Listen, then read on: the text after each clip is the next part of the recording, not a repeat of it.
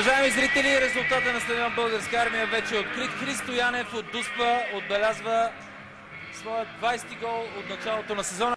Футболистите на ЦСКА продължават да атакуват, но нищо по-сериозно. Нека сега отново да отидем в надежда за второто полувреме на матча Локомотив София. Славия, да видим обаче тази атака на Забавник и това е 2-0. 2-0 за ЦСКА. Радослав Забавник в 30-та минута на този матч дава комфортна преднина на червените.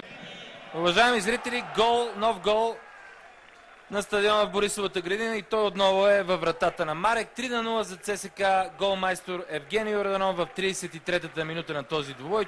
Уважаеми зрители, головата фиеста в червено за стадион Българска армия продължава. Тодор Янчев открадна тази топка в средата на терена, напредна и с плътен удар от около 25 метра. Не даде никакви шансове на Чавдаров. 4-0 за ЦСКА. Поредната много ходова атака на червените. Юруков сега. Добре центрира Юруков към Емил Гаргоров. Спира добре Гаргоров и топката е в мрежата. 5-0 за ЦСКА. Ето как след поредица от 10 точни паса червеният отбор отново избухна. Да отдадем заслуженото на Юруков.